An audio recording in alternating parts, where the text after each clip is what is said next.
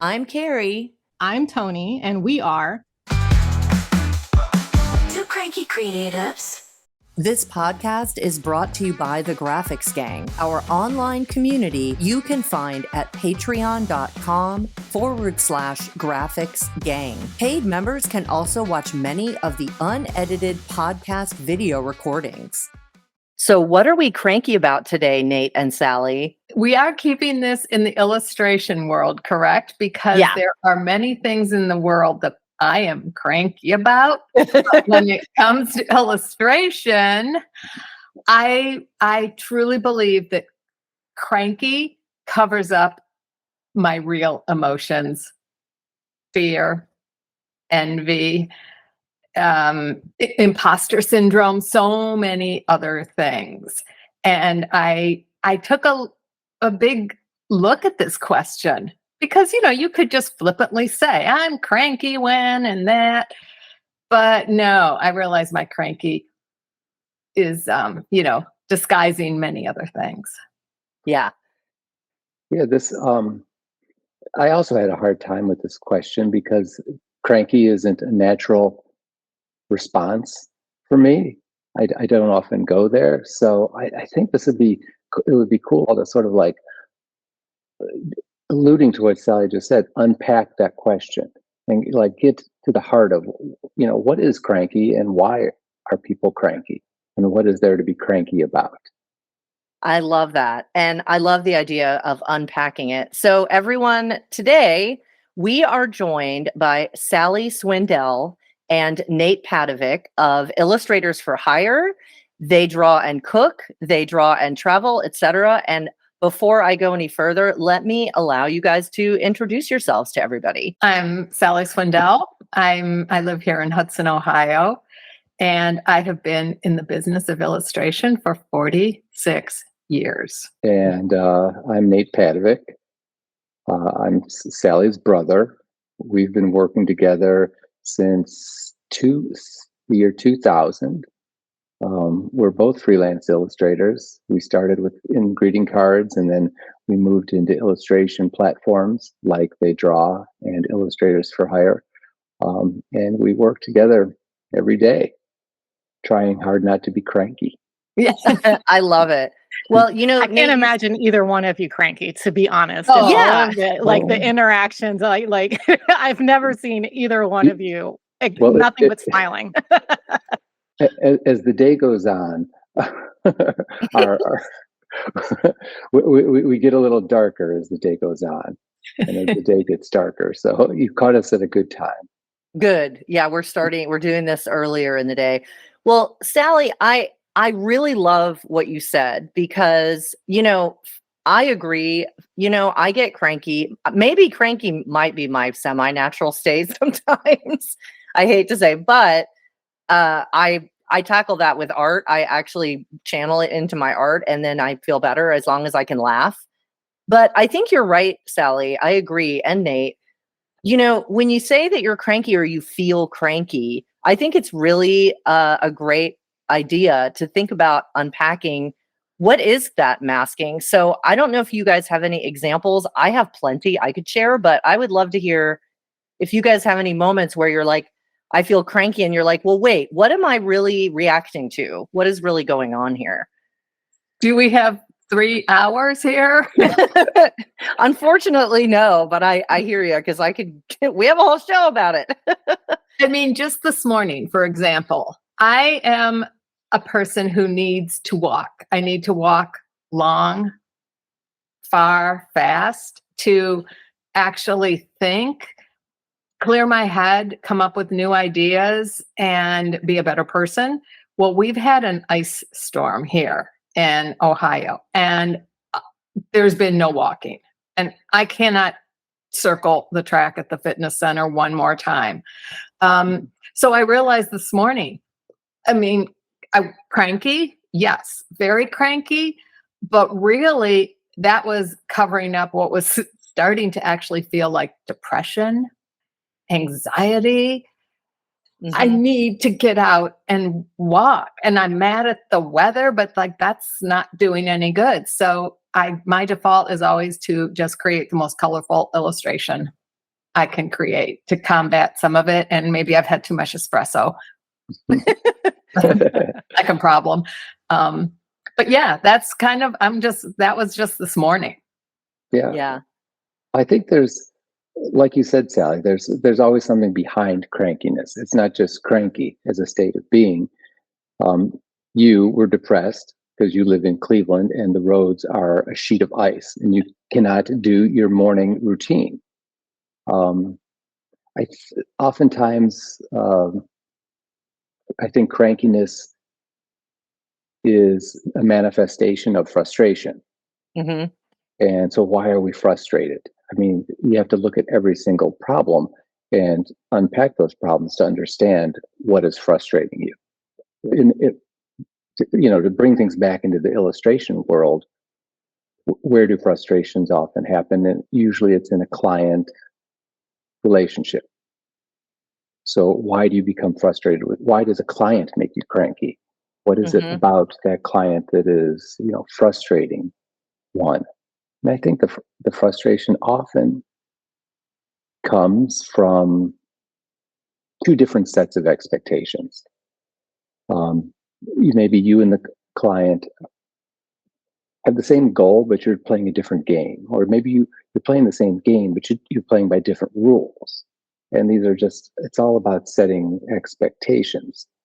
And I find that when I get frustrated with a client or vice versa, I can always trace it back to the very beginning of our relationship, maybe where we tried to put together a statement of work or the goal of a project or laid things out.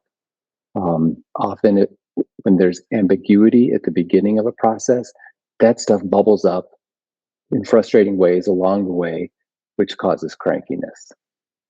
Yeah. I think that's a really important point because I know like the majority of my career has been in freelance work. And I think that a lot of times when we lack self-awareness of ourselves as artists, we look for validation from our clients.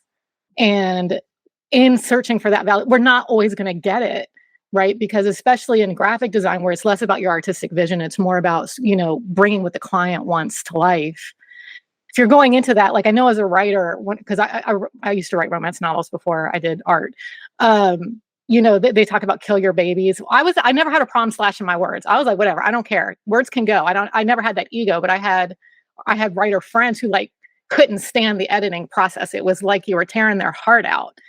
And I think when we illustrate too, and especially as Nate, you were saying in a client relationship, we need to be very aware of what we're going into it emotionally with. Does that make sense? Yeah, we're commercial artists. So we get paid for what we do. People pay us to draw. Yeah. And when there's that sort of monetary relationship, we have an obligation. And our obligation is to make the person who's paying us money to draw as happy as possible. And so what that means, that means giving them what they want. The illustration at the end of the day, it solves their problem, makes them happy. But also, it's our job to make the journey pleasant. Yeah. It is literally our job to ensure that every step of the way, the client enjoys working with us. The client is not frustrated by us. The client does not perceive our crankiness. So that might mean biting our tongue. That might mean not sending that email at 8:00 at night. It's kind of short. After you've had a glass of wine, maybe. Wait till the next morning when it's bright. I send my best emails after a glass of wine. Well, no, you're right though, Nate. Like waiting till the next morning, there's always something to be said for waiting. If you are unsure about an email that you're sending to a client, especially if you're feeling cranky, even if you don't realize that you're writing things that have a cranky tone, it's it's not going to kill you to wait till the next morning. Yeah. Right. Sally, what were you going to say?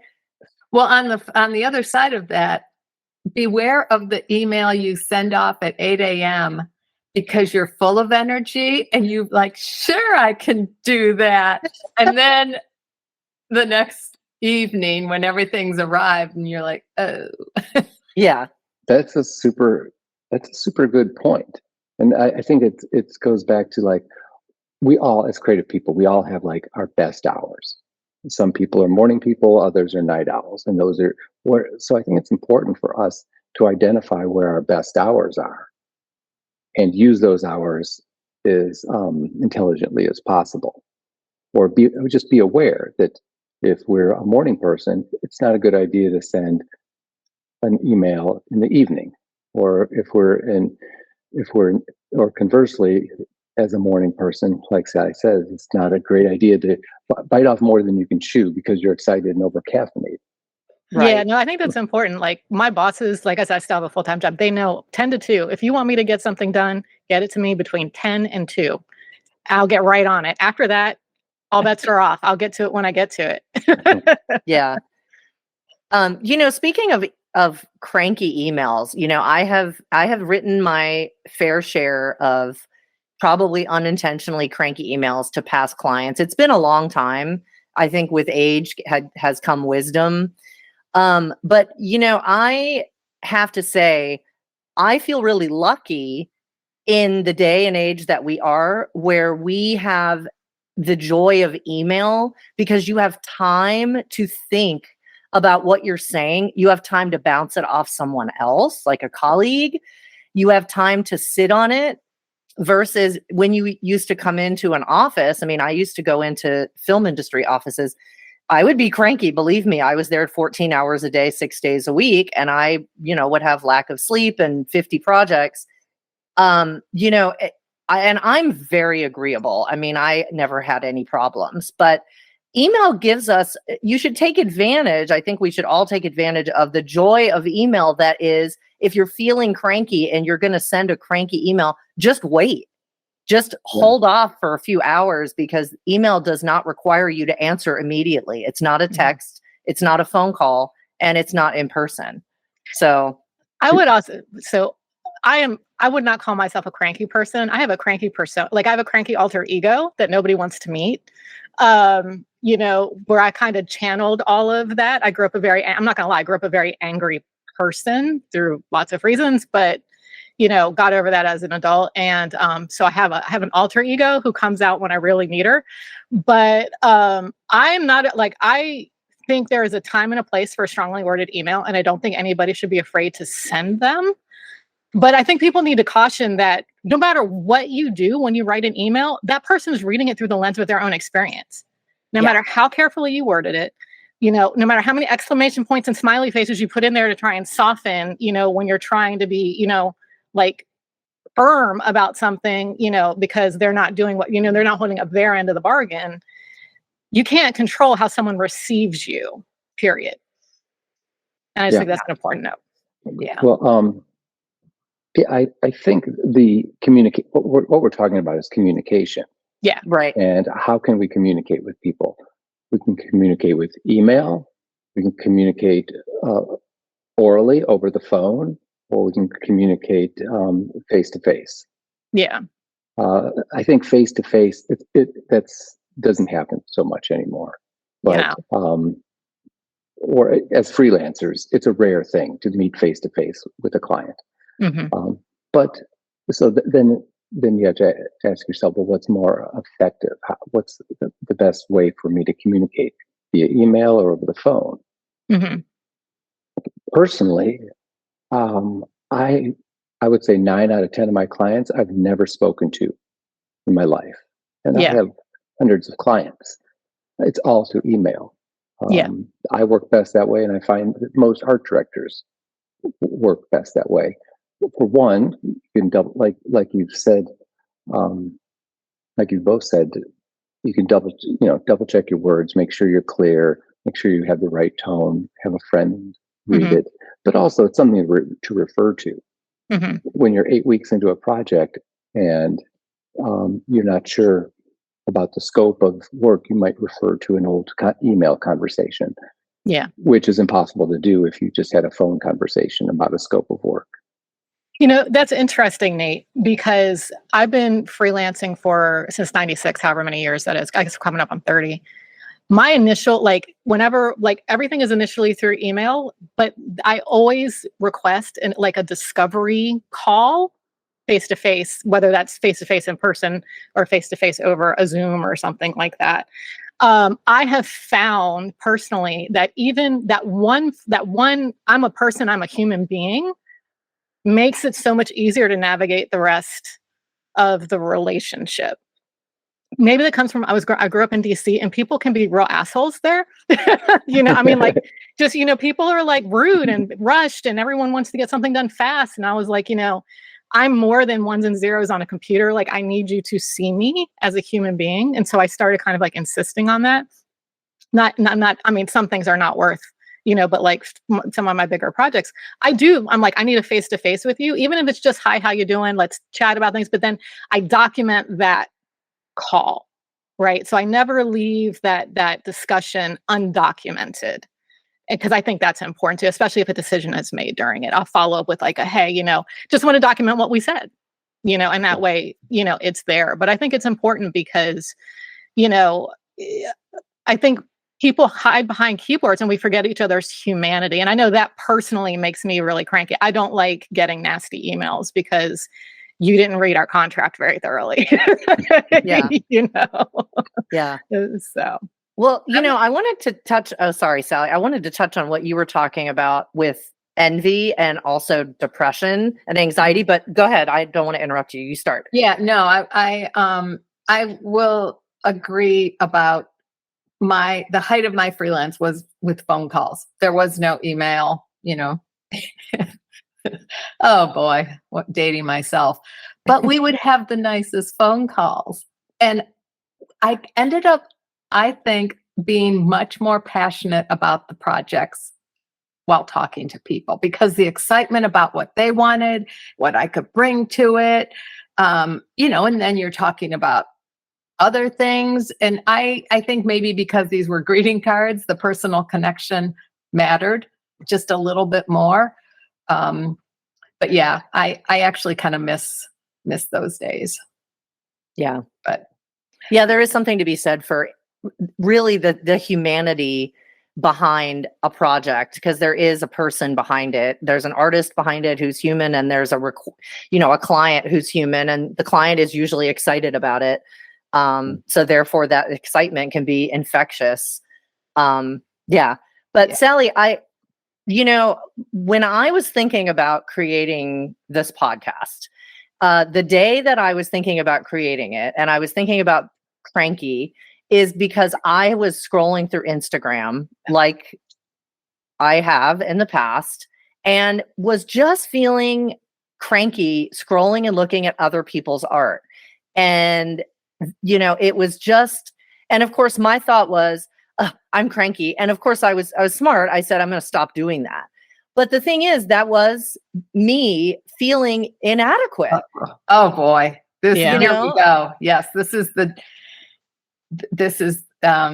deep dive here, that I would say my top two crankies are disguising fear of what I don't know, what I can't keep up with, that someone has hacked into my system. I don't know how to fix it. I don't know how to work in that program. I'm cranky, I'm frustrated, but mostly I'm just afraid that I'm not keeping up. Mm-hmm. Or I'm seeing that thing on Instagram, instant cranky, until I realize, oh no, I think I'm just a little envious. Or I had that idea too. Yeah. Well, I didn't do anything about it. Then stop being cranky. Applaud them for what they've done. And it's so much nicer when you can look at someone's post and think, yeah, I had that idea. I'm glad someone else has it too. And if I thought it was so good, I could have taken it a little further, but I didn't. But someone else is, and good for them. I mean, it certainly wasn't as easy as that one sentence, but people are out there. There's so many of us. Of course, we're all going to be thinking of similar ideas, and it's just such a relief to be happy about someone else's accomplishments. Yeah. And to be able to unbridledly, is that a word? Be proud of someone else and excited And now, I mean, a lot of the time I look and I'll say, oh, someone else did that idea too. Well, I feel better because now I know that I'm not crazy to think that might be something fun to do. But yeah, I mean, being me sitting there going, oh, I'm cranky looking through this stuff. It's hiding, or it's not really hiding. I mean, I'm aware of it, but it's like I need to sit there and go, well, wait, why am I feeling inadequate? Is it because I'm not drawing enough? Is it because I feel like they're better than I am? Why do I feel like they're better than I am? What am I doing differently? Should I be practicing more? But I have to sit there and do some kind of self-reflection. And of course, my outside persona is I'm going to laugh and say I'm cranky, but of course I am doing, there is some self-inventory that needs to happen there, because as artists, I mean, I know me, the way I am, I'm an emotional person.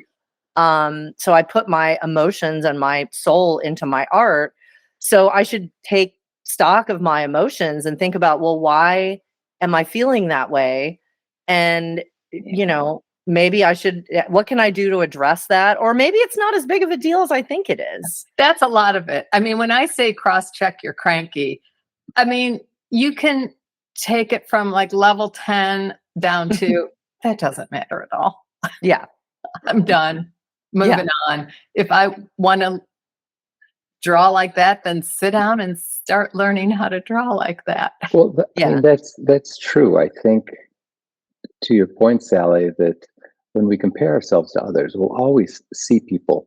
I mean, there are so many people who do it better than I do. And I love the extreme diversity of talent there is out there. But then when you start comparing yourself, that's not fair to yourself, because you don't know the detail. You don't know how long it took that person to make that illustration, or how many years of training it took that person to get to the point where they could make that illustration. Right. You don't know, was it a job? Was it a passion project? Have you been working on it forever? You don't know the boundaries of it. And that sort of leads to the consideration of the sustainability of your illustration practice.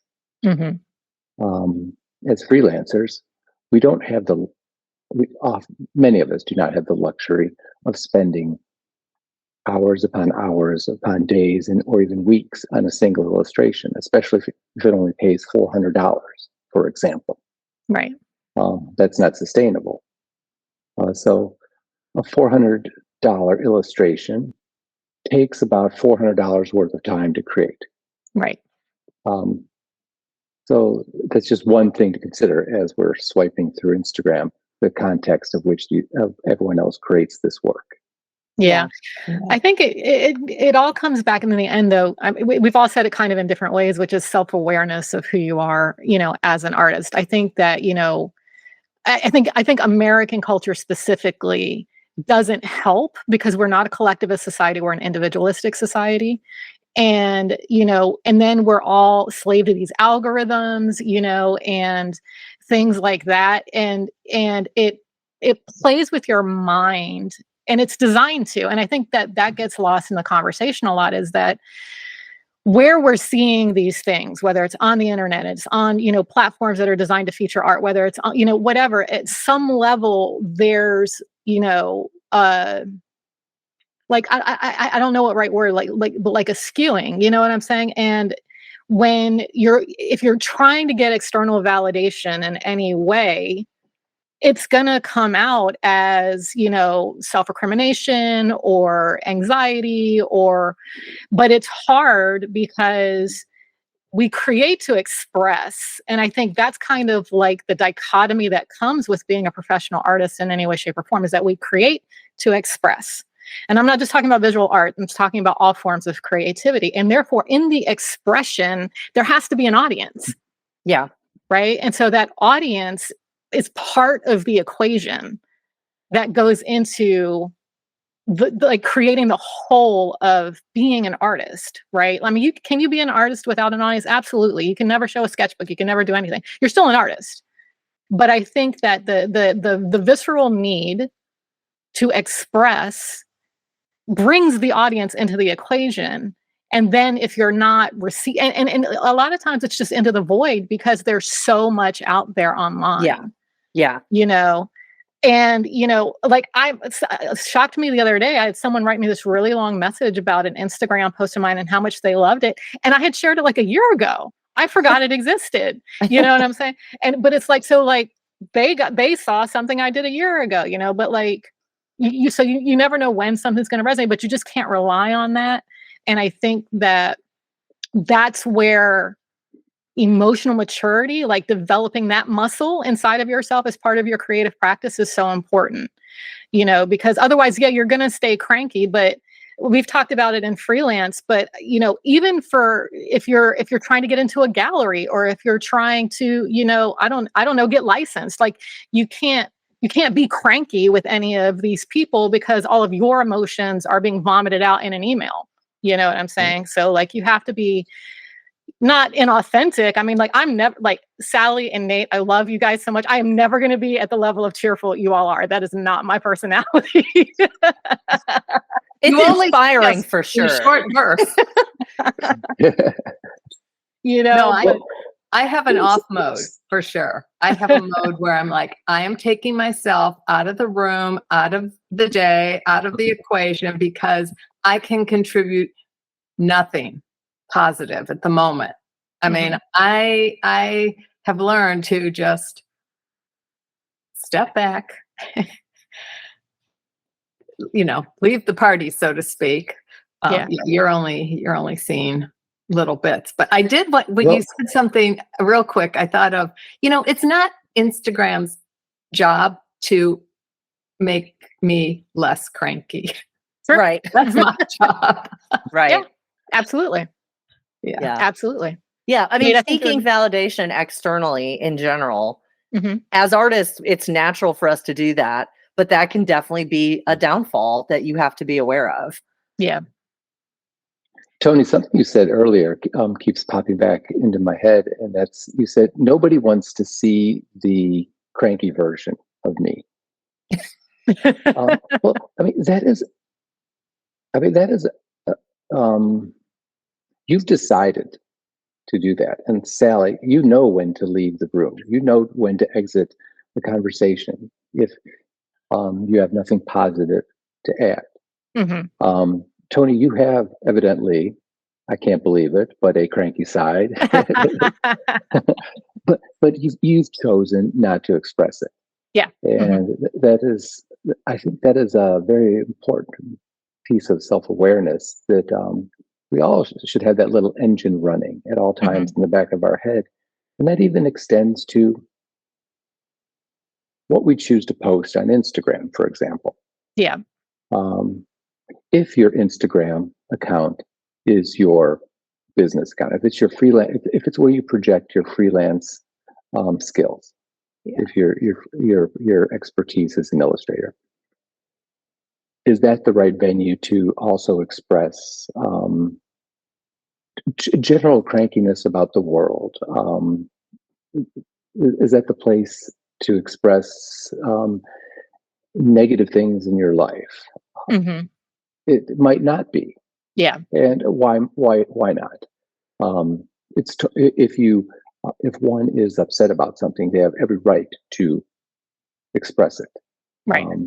If one is overwhelmed or stressed, one has every right to express it.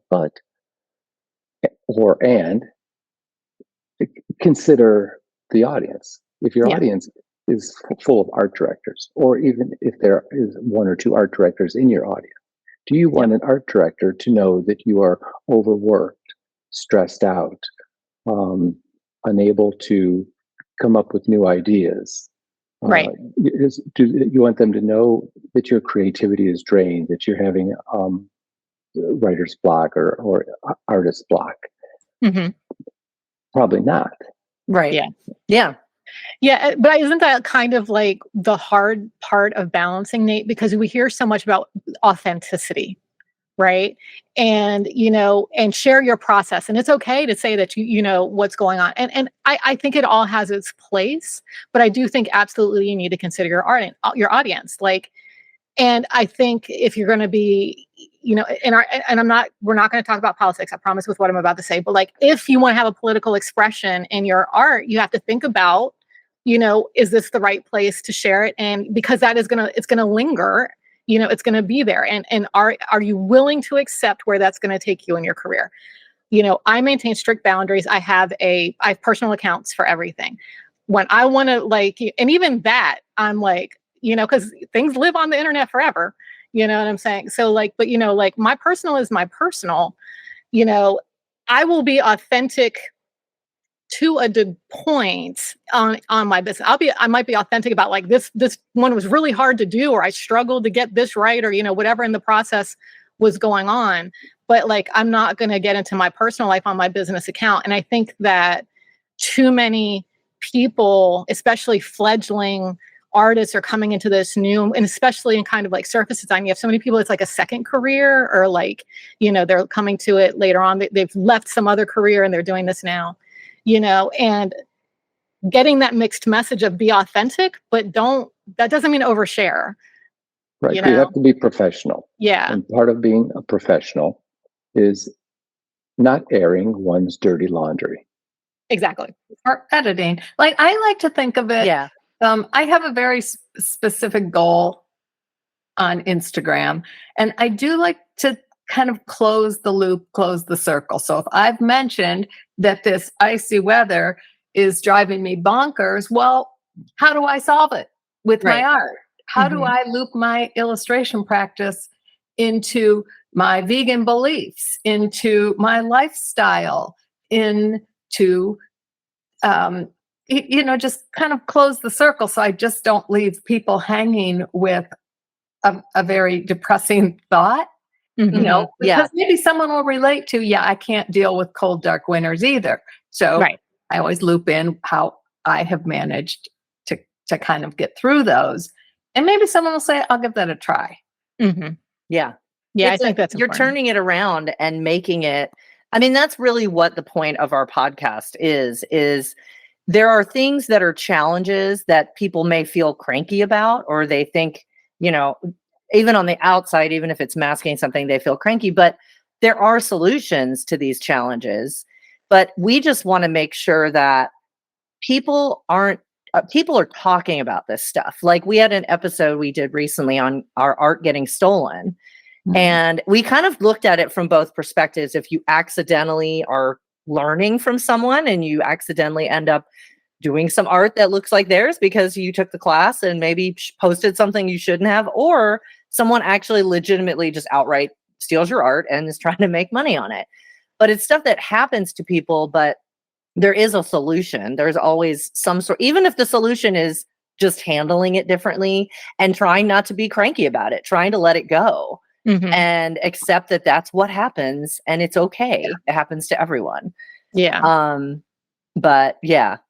Yeah. And in that vein, one of the things we try to do whenever we discuss a topic is leave people with solutions. And so, Salli, I think what you said was great. You channel, you use your art to kind of channel and process through whatever might be making you cranky, and I love that phrase that you said, cross-check your cranky, and I think that for anybody listening, I think the first thing that comes to mind for me is you have to ask yourself why. And I think that we live in a culture that doesn't encourage that level of self-evaluation very much. It's like on to the next and shortest attention span and, noise pollution and all of that other thing. And just sitting, every morning I sit quiet, right? And when I first started doing that, it was really hard, and I'm not a meditator. I'm not saying I meditate. I know people do that and I highly advocate it. That's not what I'm talking about. I'm talking about just sitting and letting, and maybe it's a form of meditation. I don't know, but just sitting there.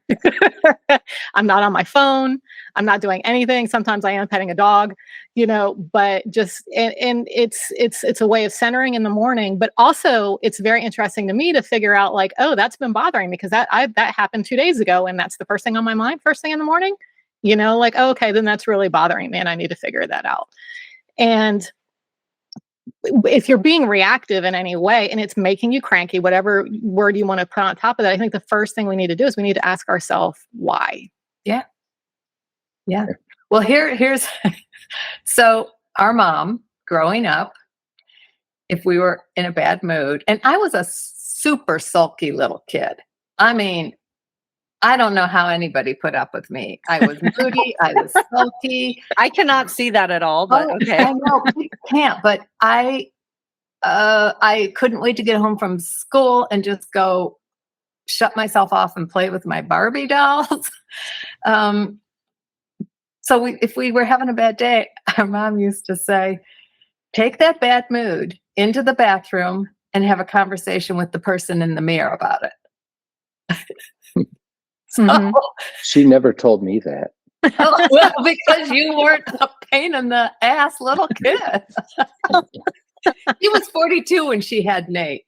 And so she didn't have the energy. You wore her out. I did. I know. Oh man. I mean, I do think like, oh, what a pain I was. I got car sick. I didn't want to eat anything.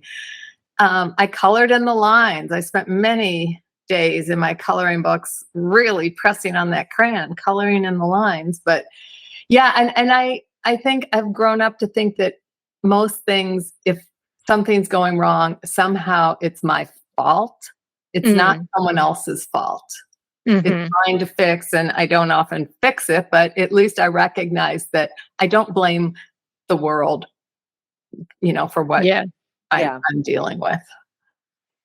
That's really insightful of your mom. I mean, my mom is a psychotherapist, funnily enough. So I grew up with that. But I think that's amazing to tell a kid, because it's not saying you're wrong. It's not invalidating them, but it's like teaching you to self-reflect and to ask yourself those questions when you're young, which I think is a good, like Toni said, emotional muscle to build. Yeah. For life in general. Or she just didn't want to deal with us. Well, take me out of it. How'd those conversations with yourself in the bathroom go, Sally? Well, I probably was combing my hair. Putting on lip gloss. Well, that's better than my childhood coping mechanism, which was all sugar. I mean, I went through pounds of hard candy when I got sent to my room, which is often. Oh, that's funny. What about you, Nate? Any specific advice? Okay,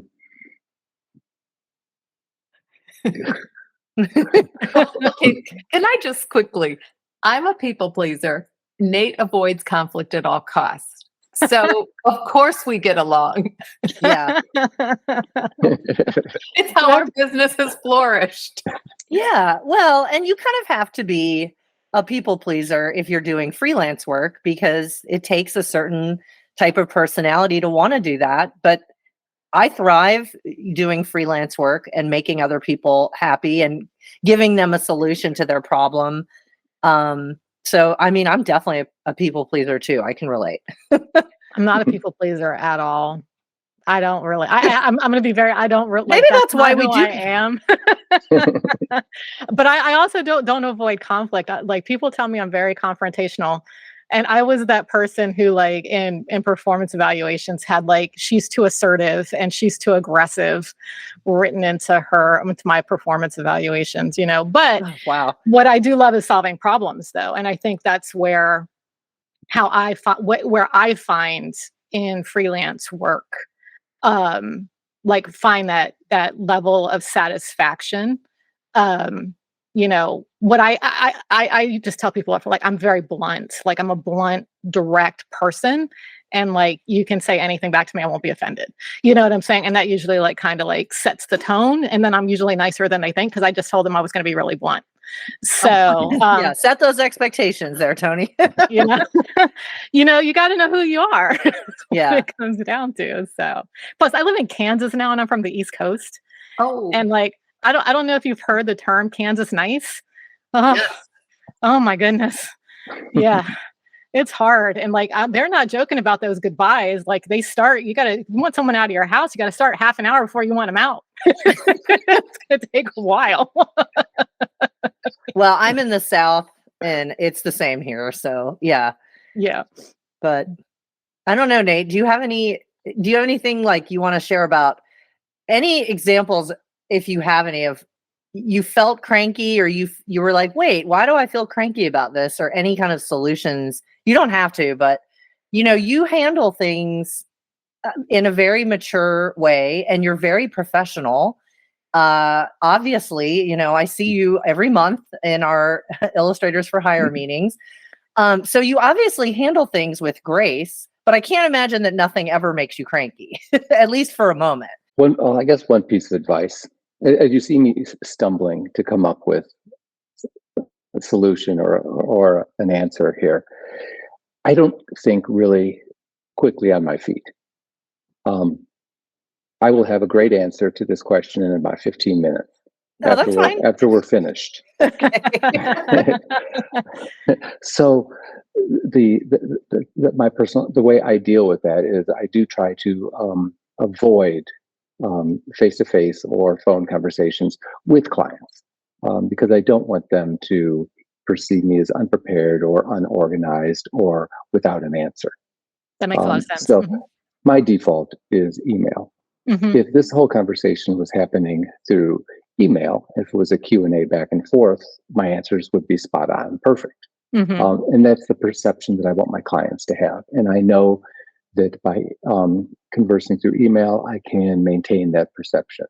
But Sure. I totally understand that for others who are just better one-on-one or verbally, that probably is the better way to go. Some people don't like to write, or words might jam them up, and it might be better to speak over the phone or through Zoom.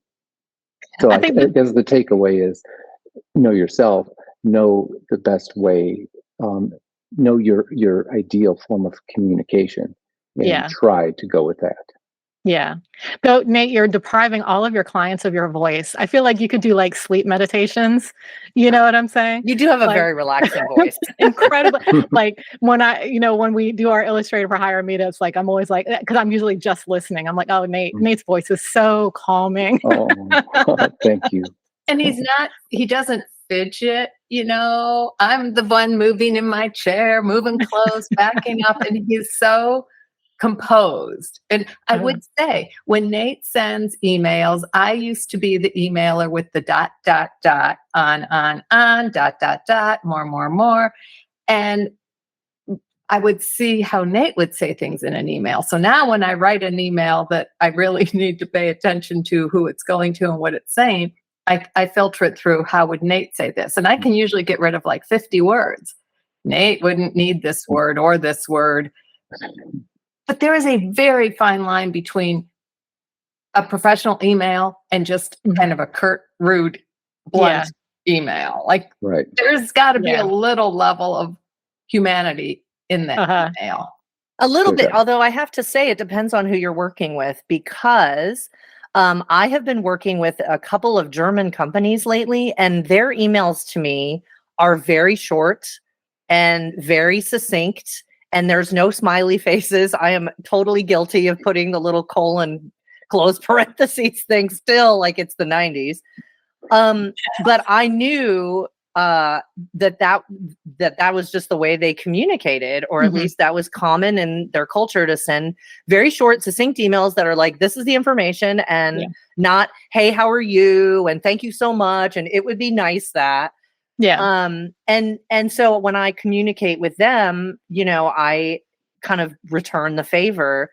So it's also, I think, important to think about who you're talking to. But Nate, I have to say, I mean, taking a moment to think about things before you say them, I think is really smart and great advice, because you're really making sure that you put a lot of thought into something. Whereas I don't know about you, Sal, you might do this, but I tend to be really impulsive. I get really excited, whether I'm caffeinated or not. And then I'm like, yes, da-da-da-da-da-da. And then later I'm like, wait a minute, why did I agree to do that?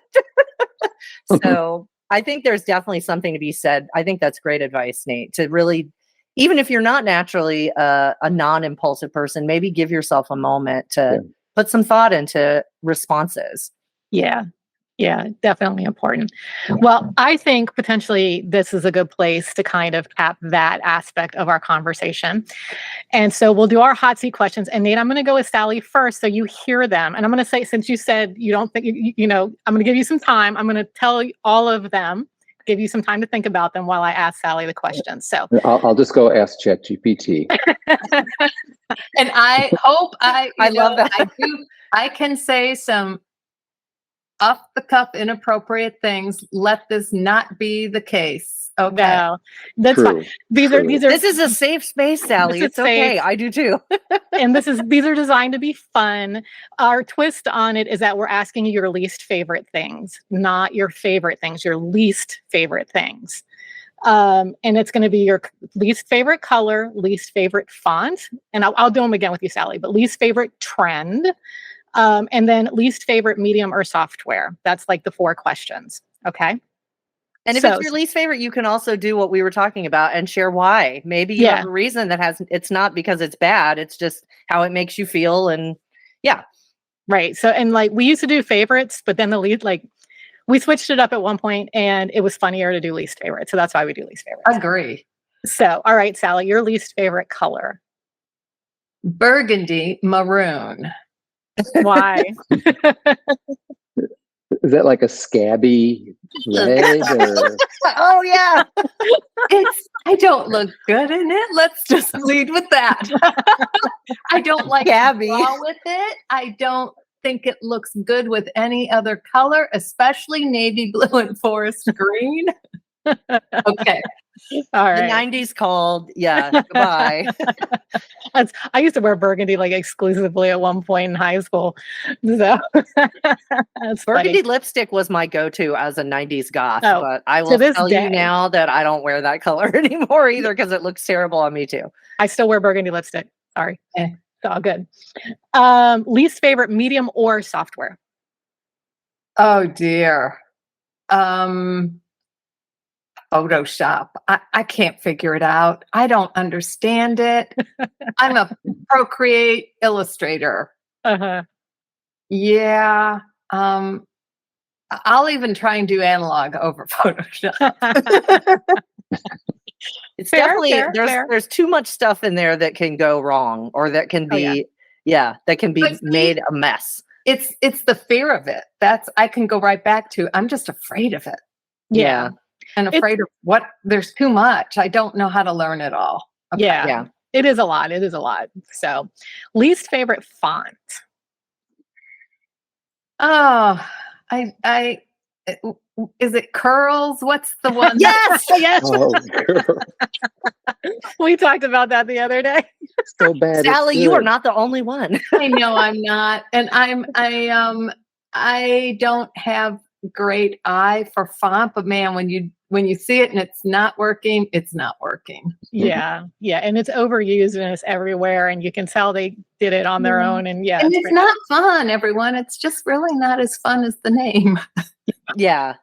It looks, you would think it's a fun, lighthearted font, and it's just unreadable and it's a mess. It looks like a bunch of spaghetti. Yeah, for sure. Least favorite trend, and that can span any era. The keto diet. Oh. Oh. Well, here, I'm going to say this about the keto diet. I'm not on it, but my understanding is that it's only truly valuable for people with severe epilepsy, and for everybody else, it's just unhealthy. So like that's my understanding of it. So I could dig into so many bad food trends.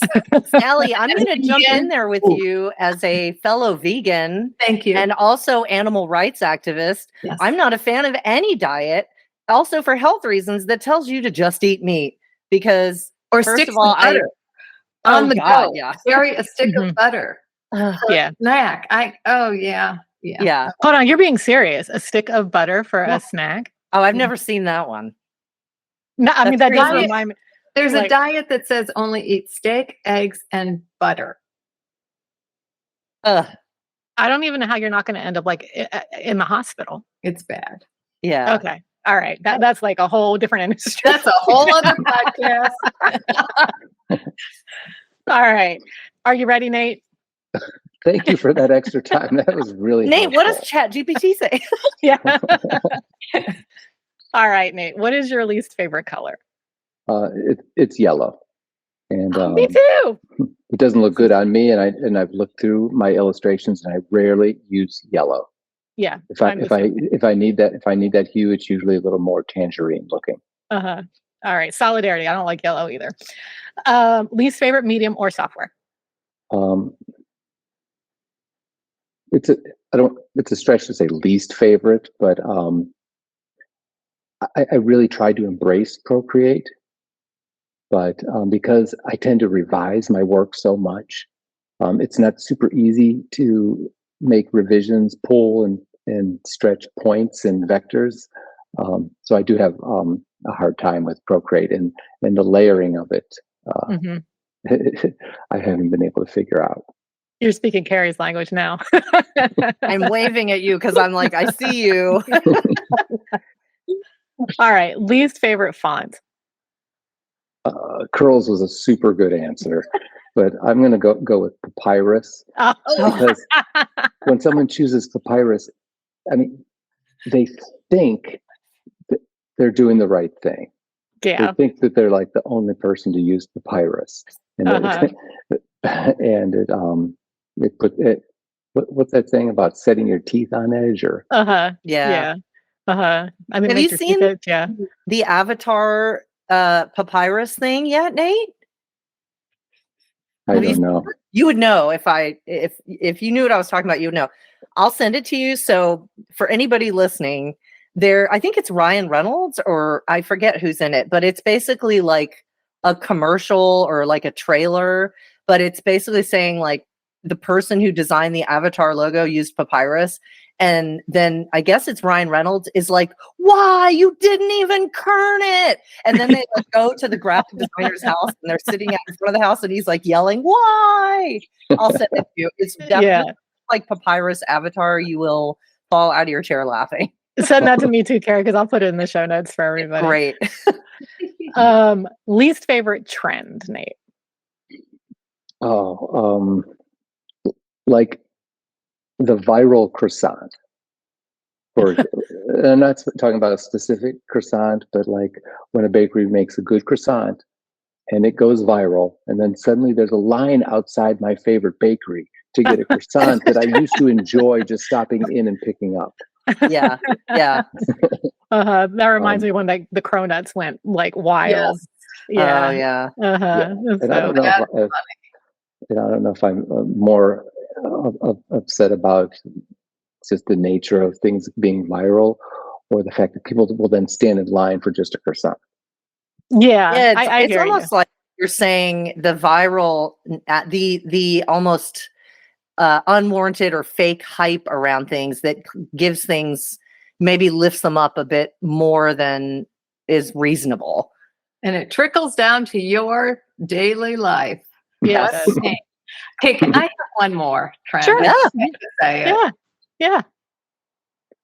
These cat videos where they've either filmed the cat like falling and knocking things, or they've dressed it. I'm like, what about the cats in the aluminum foil? I don't want to know what that one is. Like, these aren't funny. They're cruel. Get your cat out of that damn outfit. Don't video the cat doing that. Help the cat. Okay, well, we are getting me all wound up, and I'm not, I know how to leave this space. I'm going to leave this space. Don't leave. Salli, I agree with you, because my first thought is that poor animal. Why are they? It goes back to, I was never a fan of America's Funniest Home Videos, because I don't think it's funny when someone falls down and hurts themselves.